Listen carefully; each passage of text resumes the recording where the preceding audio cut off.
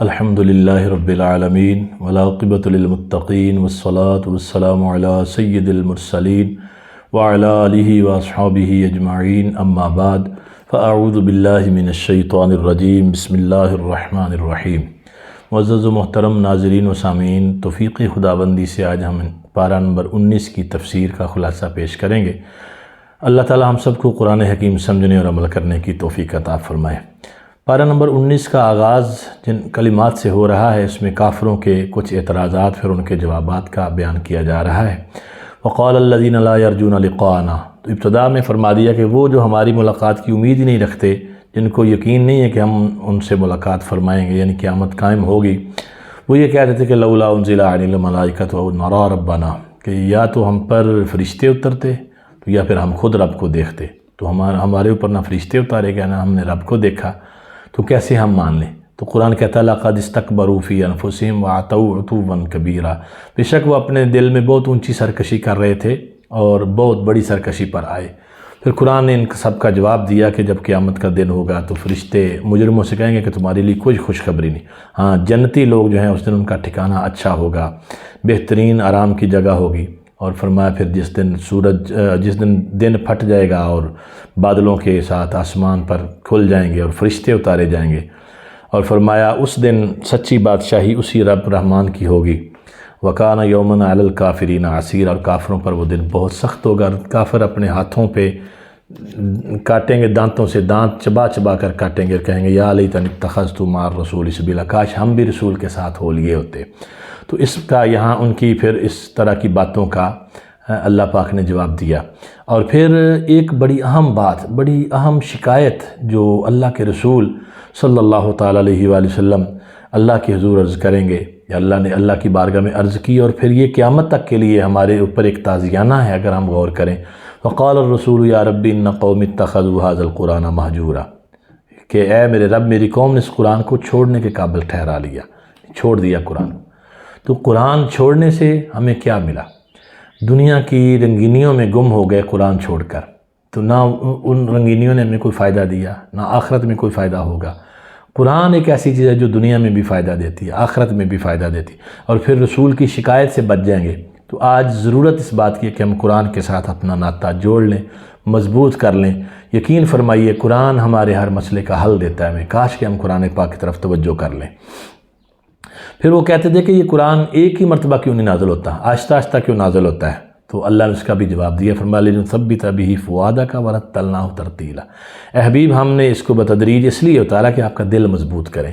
ان کافروں بدبختوں کو کیا پتہ کلام الہی کی ہیبت کیا ہے، قوم پر جو عمل کرنا ہے قوم نے اس کی ذمہ داری کیا ہے، ان کو کیا پتہ ان بد نصیبوں کو، اور یہ جو منہ میں آتا کہتے جا رہے ہیں۔ ہم نے اس لیے اتارا کہ آپ کا دل مضبوط کریں، وَرَتَّلْنَاهُ تَرْتِيلًا، ٹھہر ٹھہر کر پڑھنا سکھائیں ہم، اس لیے ہم نے اس کو آہستہ آہستہ بتدریج نازل کیا۔ اگلے رکوع میں اللہ پاک نے حضرت موسیٰ اور ہارون علیہ السلام کا تذکرہ فرمایا کہ جب ہم نے ان کو کہا تھا کہ اس قوم کی طرف جاؤ، کذبوا بآیاتنا، جنہوں نے ہماری آیتوں کو جھٹلایا۔ پھر حضرت نوح علیہ السلام کی قوم کا ذکر کیا کہ انہوں نے رسولوں کو جھٹلایا تو اغرقناہم، تو ہم نے ان کو غرق کر دیا۔ یہاں پر یہ بات دیکھیے اللہ پاک کی انبیاء کرام علیہ السلام کے ساتھ اپنی محبت کا اظہار کیسے فرمایا، اور انبیاء کو بطور ایک جماعت پیش کیا۔ قوم نوح نے تو حضرت نوح علیہ السلام کو جھٹلایا تھا نا، باقی انبیاء تو اس کی طرف تشریف ہی نہیں لائے۔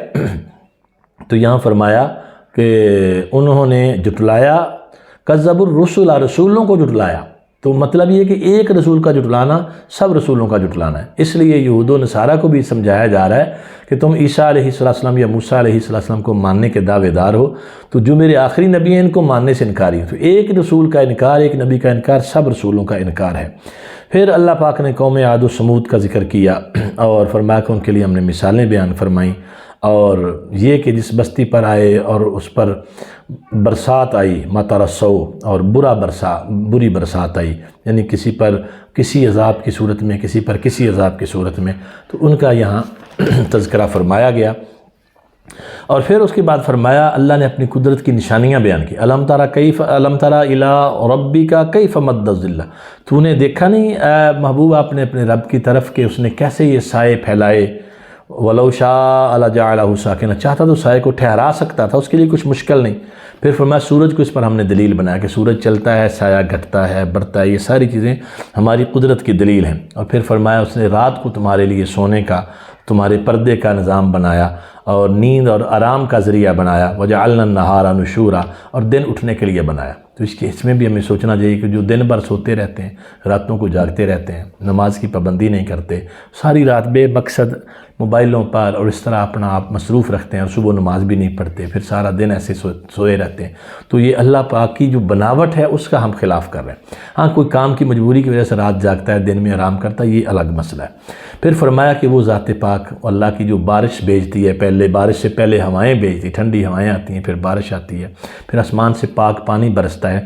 فرمایا لنحیی بہ بلدۃ میتا، کہ ہم اس کے ذریعے سے مردہ شہروں کو زندہ کر دیں، یعنی زمین کو زندہ کریں، اس سے پھل اگائیں، پھول اگائیں، درخت اگائیں، رزق روزی کے ذرائع بنائیں۔ تو اس رکوع میں اللہ تبارک و تعالیٰ نے پھر مختلف رشتوں کا ذکر کیا۔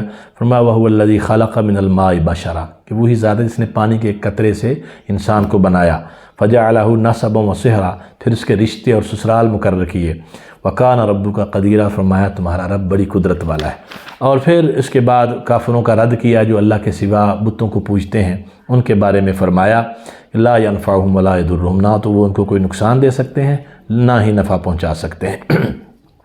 پھر اللہ پاک نے فرمایا خلق السماوات والارض وما بینہما فی ستۃ ایام ثم استوى علی العرش، وہی ذات ہے جس نے آسمان اور زمین اور جو کچھ ان کے درمیان ہے وہ 6 دن میں بنایا اور پھر عرش پر استوا فرمایا جیسا اس کی شان کے لائق ہے۔ یہاں لوگ ترجمہ کرنے میں بڑے بڑے بہک گئے، بہت بڑی غلطیاں کی۔ کسی نے کہا اللہ عرش پر چڑھ بیٹھا، کسی نے کہا رحمان عرش پر بیٹھ گیا، کسی نے کہا جی رحمان عرش پر ہے۔ تو اللہ کے لیے جہت اور سمت ثابت کی اور اللہ پاک کے لیے بیٹھنے کے الفاظ کہے جس کے لیے جسم کا ہونا ضروری، تو اللہ ان اجسام سے اور اس طرح کی چیزوں سے پاک ہے۔ امام اہل سنت نے ترجمہ کیا کہ اللہ نے اپنی شان کے لائق استوا فرمایا عرش پر، تو اس لیے یہ ترجمے میں بھی لحاظ کرنا ضروری ہے۔ پھر فرمایا کہ پاک ہے وہ برکت والی ذات، جعل فی السماء بروجا وجعل فیہا سراجا وقمرا منیرا، جس میں آسمان میں برج بنائے اور سورج بنایا، چاند بنایا، ستارے بنائے روشنی دینے والے۔ پھر وہ رات اور دن کا پھیرنا، دن جاتا ہے رات آتی ہے، رات جاتا ہے دن، رات جاتی ہے دن آتا ہے فرمایا۔ اور پھر اس کے بعد مومن بندے جو اللہ کے خاص بندے ان کی صفات بیان فرمائیں، کاش کہ ہمارے اندر یہ صفات پیدا ہو جائیں۔ فرمایا وعباد الرحمن الذین یمشون علی الارض ہونا، مومن وہ بندے ہیں اللہ کے جو زمین پر چلتے ہیں تو بہت آہستگی سے اور بڑے آرام سے چلتے ہیں۔ وَإِذَا خَاطَبَهُمُ الْجَاهِلُونَ قَالُوا سَلَامًا، وہ جاہلوں کے ساتھ الجھتے نہیں ہیں، وہ کوئی جاہل مخاطب بھی کہتا تو سلام کہہ کر گزر جاتے ہیں۔ ان کی شان یہ ہے وَالَّذِينَ يَبِيتُونَ لِرَبِّهِمْ سُجَّدًا وَقِيَامًا، راتیں گزرتی ہیں یا اللہ کے حضور سجدے کرتے یا قیام کرتے۔ وَالَّذِينَ يَقُولُونَ رَبَّنَا اصْرِفْ عَنَّا عَذَابَ جَهَنَّمَ إِنَّ عَذَابَهَا كَانَ غَرَامًا، اور وہ جو عرض کرتے ہیں رب ہم سے پھیر دے جہنم کا عذاب، بے شک اس کا عذاب گلے کا پھندا ہے، یا اللہ اس سے ہمیں نجات دے دے۔ انہا سات مستقرا و مقاما، بے شک وہ بہت بری ٹھہرنے کی جگہ۔ اور پھر فرمایا والذین اذا انفقوا لم یسرفوا ولم یقتروا، فرمایا جب خرچ کرتے ہیں نہ تو کنجوسی کرتے ہیں نہ ہی بے تحاشا خرچ کرتے ہیں، وکان بین ذالک قواما، اور عدل کا رستہ اختیار کرتے ہیں، راہ اعتدال پہ چلتے ہیں۔ اور فرمایا کہ والذین لا یدعون مع اللہ الہا آخر، یہی وہ لوگ ہیں جو اللہ کے سوا کسی کو شریک نہیں ٹھہراتے، اللہ کا کسی کو معبود نہیں مانتے۔ ولا یقتلون النفس التی حرم اللہ الا بالحق، کسی جان کو ناحق قتل نہیں کرتے۔ ولا یزنون، نہ بدکاری زنا کرتے ہیں۔ ومن یفعل ذلک یلقى اثاما، جس نے یہ کیا فرمایا وہ سزا پائے گا۔ تو یہ ساری چیزیں بیان کرنے کے بعد فرمایا الا من تاب وآمن وعمل صالحا، جس نے توبہ کر لی، ایمان لے آیا، اچھے اعمال کیے۔ فرمایا فاولئک یبدل اللہ سیئاتہم حسنات، اللہ اس کی برائیوں کو بھی نیکیوں سے بدل دے گا۔ تو یہ رحمت خداوندی کا کتنا بڑا ہم پر احسان ہے اللہ پاک کا، کتنی بڑی رحمت کا خزانہ دے دیا۔ اتنے ڈھیروں گناہ کے بعد بھی توبہ کر لی تو فرمایا اللہ ان گناہوں کو بھی نیکیوں میں بدل دے گا۔ اب جو لوگ اللہ کی رحمت سے دن رات مایوس کرنے پہ لگے ہوئے ہیں، یہ کوئی اٹھ کے کچھ کہہ دیتا ہے، کوئی اللہ کی رحمت کا انکاری ہوتا ہے، کہتے ہیں نہیں جی نہیں، اعمال کرو اعمال کرو۔ بے شک اچھے اعمال کرنے چاہیے، لیکن یاد رکھو اعمال بھی تبھی کام آئیں گے جب اللہ کی رحمت شامل حال ہوگی۔ تو اس کے بعد اللہ پاک نے پھر فرمایا کہ یہ جھوٹ کی گواہی نہیں دیتے، اچھے کام کرتے ہیں اور اللہ کی طرف رجوع لاتے ہیں۔ اور جب بھی اذا مروا باللغو مروا کراما، کوئی بیہودہ کام ہو رہا ہو یا بات ہو رہی تو اس میں دلچسپی نہیں لیتے، وہاں سے عزت کے ساتھ عزت سنبھالے گزر جاتے ہیں۔ تو پتہ چلا مومن کا کام یہ ہے، جہاں عزت کو خطرہ ہو وہاں سے سائڈ سے کنارہ کر کے گزر جائے، یہ ایک مومن کی شان ہونی چاہیے۔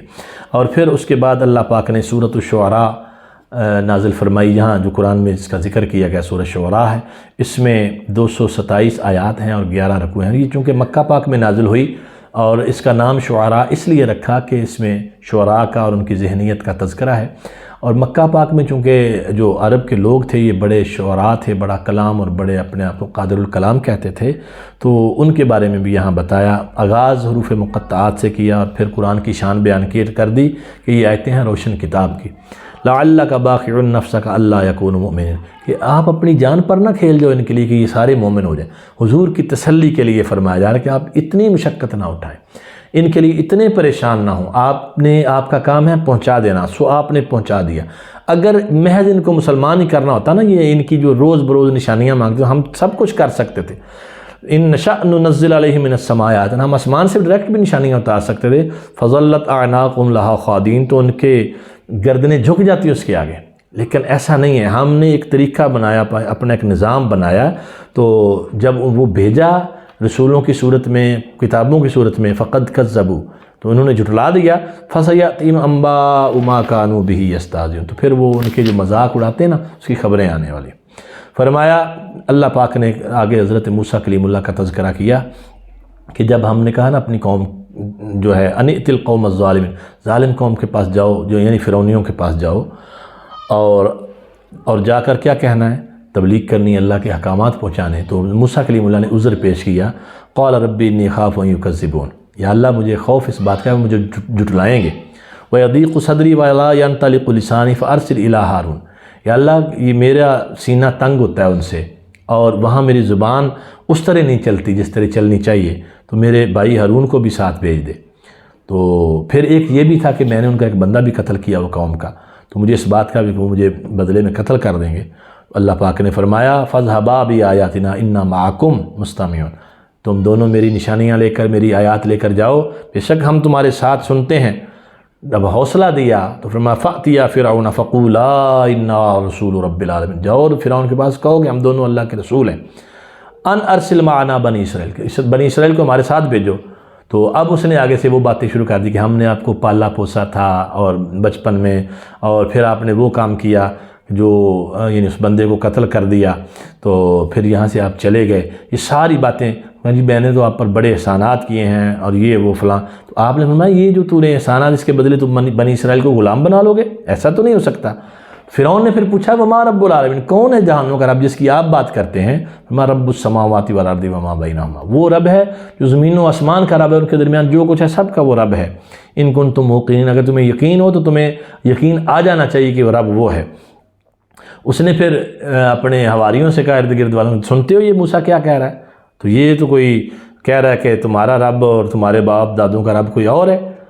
تو پھر اس نے کہا جی یہ تو اس لیے آیا ہے کہ تم سے تمہارا وطن چھین لے، اور یہ جادوگر بندہ ہے، یہ نشانیاں دکھا رہا ہے، دیکھو اپنا ہاتھ اس نے چمکا دیا ہے، ڈنڈا عصا کو سانپ بنا دیا ہے، تو یہ سارا کچھ تو اس لیے کہ تمہیں جادو کے ذریعے سے اپنے وطن سے نکال دے، تو اب منگواؤ جادوگروں کو۔ تو پھر اس کے بعد وہی تفصیلی واقعہ جو پہلے بھی کئی مرتبہ پیچھے گزر چکا، جادوگر آئے، موسیٰ کلیم اللہ کو اللہ نے شاندار ان پر فتح دی، اور وہ سارے کے سارے جادوگر مومن ہو گئے۔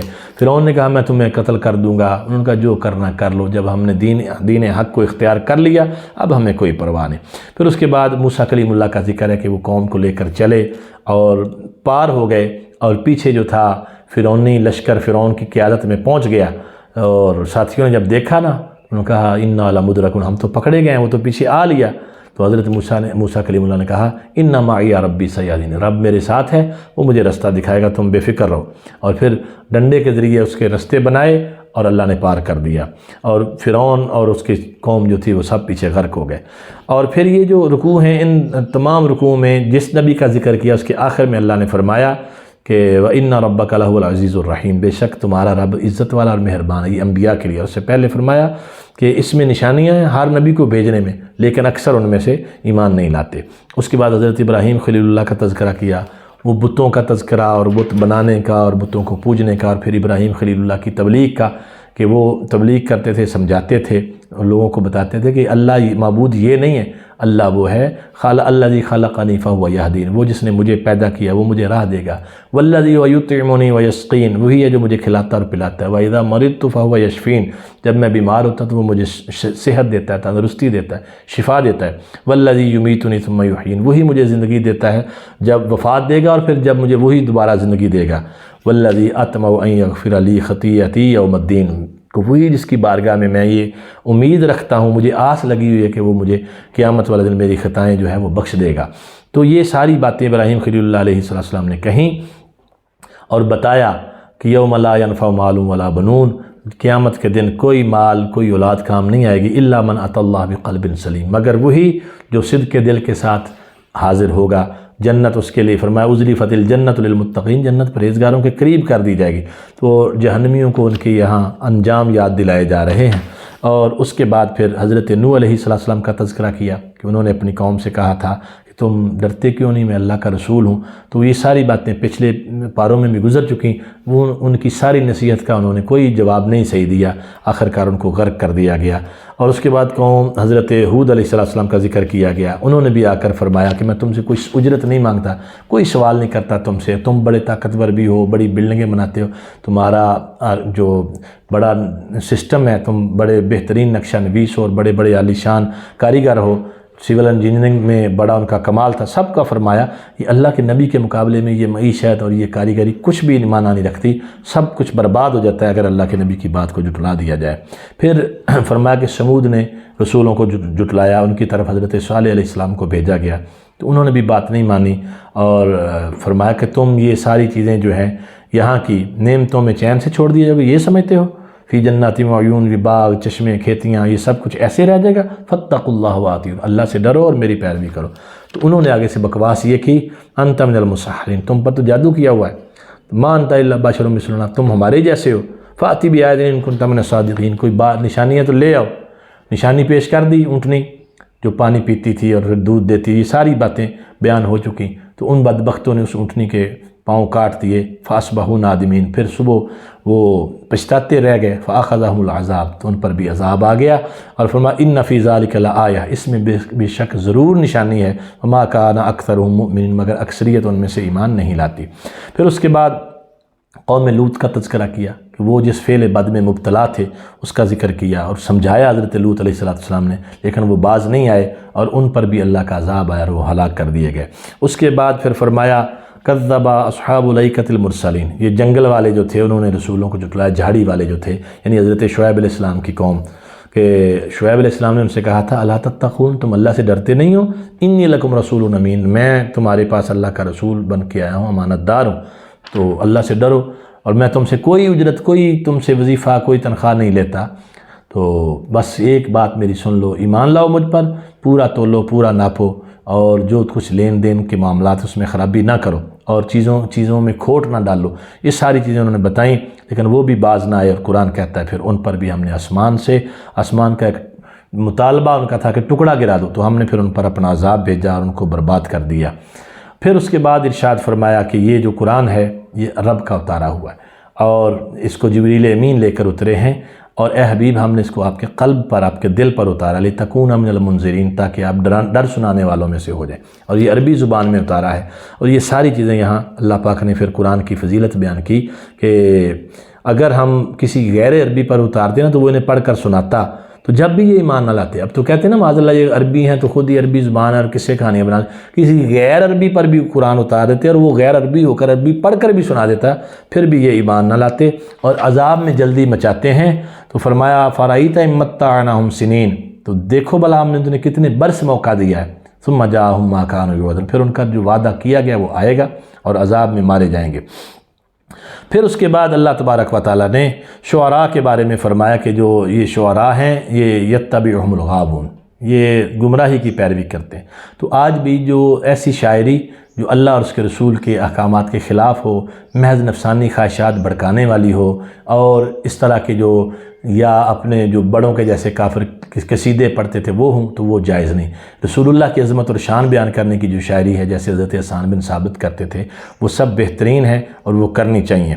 تو اس کے بعد آگے سورہ نمل کا آغاز ہوتا ہے۔ سورہ نمل جو ہے اس میں اس چونٹی کا ذکر ہے، اس چونٹی نمل کو کہتے ہیں، عربی میں نمل چونٹی کو کہتے ہیں، تو اس نے جو کلام کیا تھا اس کا تذکرہ ہے، تو اس لیے سورت کا نام ہی سورہ نمل رکھ دیا۔ اس کا آغاز بھی حروف مقطعات سے ہے اور فرمایا طاسین تلک آیات القرآن و کتاب مبین، یہ قرآن کی آیتیں ہیں اور روشن کتاب کی، ہدی و بشریٰ للمؤمنین، ساری خوشخبریاں، بشارتیں، ہدایت یہ ہے ایمان والوں کے لیے۔ پھر آگے نماز پڑھنے کا، زکوٰۃ ادا کرنے کا ذکر کیا، آخرت کے اعمال بہتر کرنے کے لیے کہ آخرت پر ایمان لاؤ، اور جو آخرت پر ایمان نہیں لاتے نا تو ان کے لیے دنیا کے اعمال بظاہر بھلے ہیں لیکن حقیقت میں وہ کامیاب نہیں ہو سکتے۔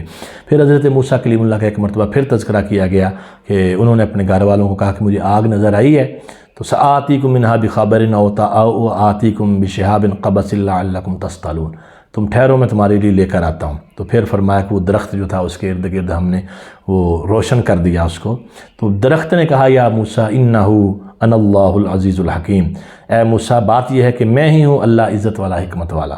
تو قرآن یہ کیا کہتا ہے، کہاں سے آواز آئی؟ درخت سے آواز آئی، حالانکہ درخت خدا نہیں ہے۔ معلوم یہ ہوا کہ کسی وقت اللہ پاک کسی بھی چیز کو اپنی صفات کا مظہر بنا دیتا ہے، پھر وہ اصل میں وہ نہیں بول رہا ہوتا بلکہ اللہ تبارک و تعالیٰ کی طرف سے ہی احکامات آ رہے ہوتے ہیں۔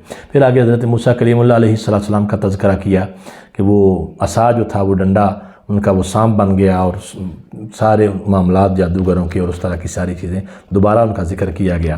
اور پھر حضرت داؤد سلیمان علیہ السلام کا ذکر کیا کہ ان کو ہم نے خوبیاں دیں، وقال الحمد للہ الذی فضلنا علی کثیر من عبادہ المؤمنین، کہ بے شک اللہ نے ہم سب کو بہت سے ایمان والے جو ہیں ان بندوں پر اللہ نے فضیلت بخشی ہے۔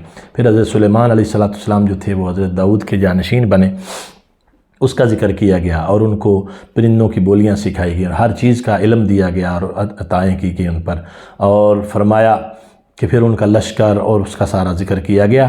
اس کے بعد یہاں تذکرہ آیا چیونٹی کا، حتیٰ اذا اتوا علی واد النمل، جب وہ ایک چیونٹیوں کی وادی میں آئے، قالت نملۃ یا ایھا النمل ادخلوا مساکنکم، اس نے کہا ہے چیونٹیوں جلدی اپنی بلوں میں گھس جاؤ، لا یحطمنکم سلیمان وجنودہ وہم لا یشعرون، کہیں بے خبری میں سلیمان کا لشکر تمہیں روند نہ ڈالے۔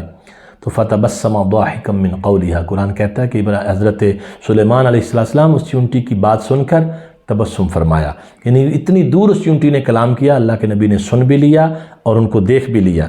اور یہاں پھر اس کے بعد آگے ہدہد کا ذکر ہے، جو ان کا ہدہد تھا پرندہ، تو وہ غائب ہو گیا، پوچھا اگر کہاں ہے، اگر وہ کوئی اچھی خبر نہ لایا تو پھر اس کو میں سزا دوں گا۔ تو پھر وہ خبر لایا، ملکہ بلقیس کا تذکرہ آ گیا، اور ملکہ بلقیس کے حالات اس نے بیان کیے کہ میں نے ایک ایسی قوم دیکھی ہے جس پر ایک عورت حکومت کرتی ہے اور وہ سورج کو سجدہ کرتے۔ پھر حضرت سلیمان علیہ السلام نے ان کی طرف پیغام بھیجا۔ اختصار اس میں یہ ہے کہ وہ چونکہ واقعہ بیان کرنا مقصود نہیں، سبق کیا ہے، جب پیغام گیا اس نے تحائف بھیجے تو آپ نے ریجیکٹ کر دیے۔ اس نے سمجھا تھا کہ شاید یہ کوئی بادشاہ ہے یا لڑائی کر کے یا ہم سے ملک لینا چاہتا ہے، تو ہم بغیر لڑائی کے تحفے تحائف دے کر صلح کر لیں۔ تو اللہ کا نبی دنیا کی چیزوں سے مائل نہیں ہوتا، اس کا مقصد ہوتا ہے نفاذ اللہ تعالیٰ کے احکامات کا۔ تو پھر بلقیس جو تھی وہ آئی آپ کی بارگاہ میں، اور آپ نے اس کا تخت اس کے آنے سے پہلے منگوا لیا، اور یہ تخت منگوانے میں کتنی بڑی شان اللہ کے بندوں کی ظاہر ہوئی کہ آپ نے جب پوچھا نا کہ کون لائے گا، قال عفریت من الجن، ایک بڑا خبیث جن بولا میں لاؤں گا، اور ٹائم لیا کہ جب آپ کی مجلس برخاست ہونے سے پہلے لے کے آؤں گا، اچھا خاصا ٹائم تھا۔ تو لیکن اس حساب سے کچھ بھی نہیں تھا کہ اتنی دور سے لانا اتنا بڑا تخت، لیکن آپ نے فرمایا نہیں، پتہ یہ تھا کہ آپ کی امتیوں میں اس جن سے بھی زیادہ شان والے لوگ ہیں، تو اس لیے پھر جب آصف بن برقیہ نے کہا کہ میں آپ کے پلک جھپکنے سے پہلے لاؤں گا، اور پھر انہوں نے لا دیا۔ اور ملکہ بلقیس نے جب تخت دیکھا تو پوچھا کہ یہ تیرا تخت ہے؟ اس نے کہا لگتا تو ایسے ہی جیسے میرا ہی ہے۔ تو پھر جب سلیمان علیہ السلام کو دیکھا، ان کی نبوت کی نشانیاں سامنے ظاہر ہوئیں، اس نے کہا رب انی ظلمت نفسی، میں نے اپنے نفس پر ظلم کیا، واسلمت مع سلیمان للہ رب العالمین، میں اللہ پر ایمان لائی، سلیمان علیہ السلام کے ساتھ جو سارے جہانوں کا رب ہے اس پر ایمان لائی۔ تو حضرت سلیمان کی برکت سے اس کو ایمان نصیب ہوا۔ پھر اس کے بعد فرمایا کہ ہم نے سمود کی طرف صالح کو بھیجا، اور انہوں نے آ کر کہا کہ اللہ سے ڈرو، اللہ کی عبادت کرو، اور گروہ گروہ ہو کر جھگڑے کرتے تھے، وہ ان کا یہاں ذکر کیا گیا۔ اور یہ بھی آپ نے فرمایا کہ گناہ لانے میں، عذاب کرنے میں، عذاب لینے میں، برائی میں اتنی جلدی کیوں کرتے ہو؟ لولا تستغفرون اللہ لعلکم ترحمون، تم اللہ سے معافی کیوں نہیں مانگتے؟ اللہ سے اگر مغفرت طلب کرتے تو تم پر رحم کر دیا جاتا۔ پھر وہ معاذ اللہ کہتے تھے کہ اے نبی، آپ کی یہ نحوست ہے، نعوذ باللہ، اللہ کے نبی کے بارے میں اس طرح کے گھٹیا لفظ بولے۔ اللہ فرماتا ہے وَمَكَرُوا مکرن وَمَكَرْنَا مَكْرًا، انہوں نے اپنا مکر کیا اور ہم نے پھر ان کے لیے خفیہ تدبیر فرمائی، وَهُمْ لَا يَشْعُرُونَ، اور وہ ہماری تدبیر تک تو پہنچ ہی نہیں سکتے، سوچ ہی نہیں سکتے۔ تو آپ سوچو کہ پھر ان کا انجام کیسا ہوا۔ اور پھر اس کے بعد فرمایا کہ ان کی بستیاں ہلاک کر دی گئیں۔ پھر آگے لوط علیہ السلام کا ذکر کیا گیا کہ ان کی قوم کے لوگ ہم جنس پرستی میں مشغول تھے، تو جب انہوں نے سمجھایا تو انہوں نے کہا جی لوط کو یہاں سے نکالو، یعنی جو حق بات بتائے اس کو یہاں سے نکالو۔ تو فرمایا وَأَمْطَرْنَا عَلَيْهِمْ مَطَرًا فَسَاءَ مَطَرُ الْمُنذَرِينَ، پھر ہم نے ان پر ایسا بارش برسائی کہ وہ کیا بری بارش تھی، کیا برساؤ ایسا کیا کہ ہر شے ان کے پتھروں کی بارش کی۔ قُلِ الْحَمْدُ لِلَّهِ وَسَلَامٌ عَلَىٰ عِبَادِهِ الَّذِينَ اصْطَفَىٰ، تو تم سب کہو سب خوبیاں اللہ کو ہیں اور سلام اس کے چنے ہوئے بندوں پر۔